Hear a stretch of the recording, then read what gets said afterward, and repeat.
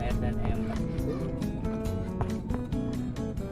Baiklah, setelah teman-teman melakukan ini, kita bisa lanjut pada pembuatan komposnya sendiri. Itu teman-teman tinggal merobek-robek daunnya ya, biar tekstur komposnya itu sendiri bisa lebih cepat mengalami pembusukan ya. Langsung dibuat daun-daunnya.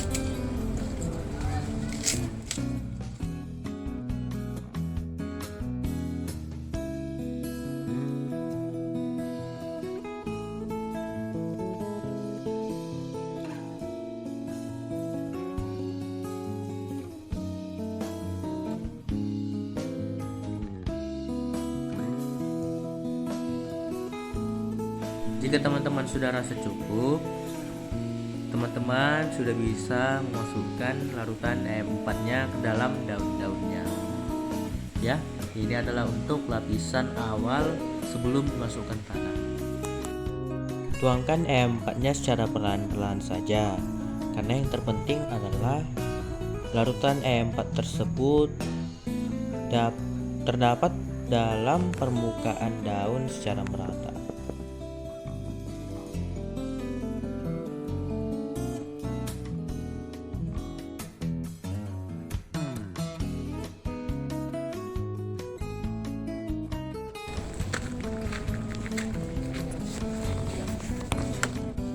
Setelah itu teman-teman sudah bisa masukkan tanah, dan saya menamakan ini adalah lapisan dasar dalam kompos kita. Nah, setelah ini teman-teman tinggal melakukan cara-cara tersebut secara berulang kali hingga tempat yang teman-teman gunakan sebagai kompos terisi penuh, yaitu dengan teman-teman langsung masukkan daun-daun keringnya kembali, tuangkan lagi larutan M4-nya dan masukkan lagi tanahnya.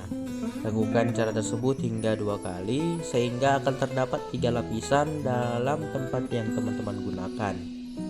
Nah, setelah 3-4 minggu kompos tersebut sudah mengalami pembusukan, di mana tanahnya akan semakin hitam, daun-daunnya akan semakin hilang karena sudah mengalami pembusukan, dan terutama daun-daun yang teman masukkan tersebut akan sangat rapuh hingga pada saat 6 minggu setelahnya teman-teman sudah bisa menggunakan kompos yang kita buat ini.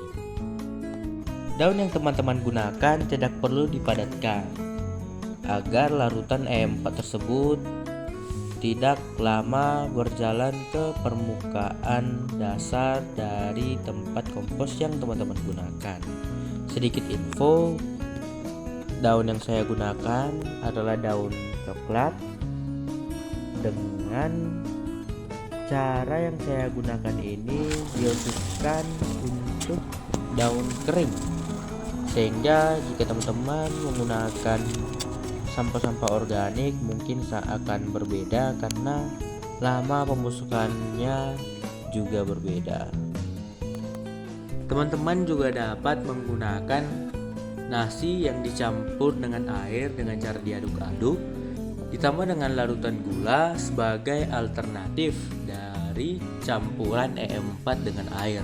Namun karena digunakan sebagai alternatif, pembusukan yang dilakukan dapat digolongkan lebih lama daripada menggunakan E4.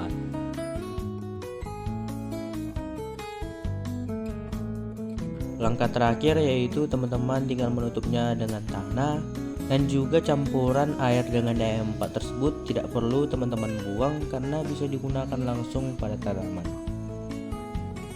Terakhir, teman-teman tinggal menutup ember kompos kita dengan rapat, atau juga bisa digunakan pemberat agar kompos tersebut memang benar-benar tertutup.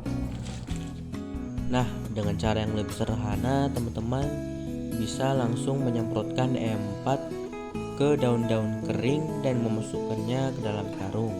Namun tetap saja jika teman-teman menggunakan tanah maka pemusukannya juga akan lebih baik.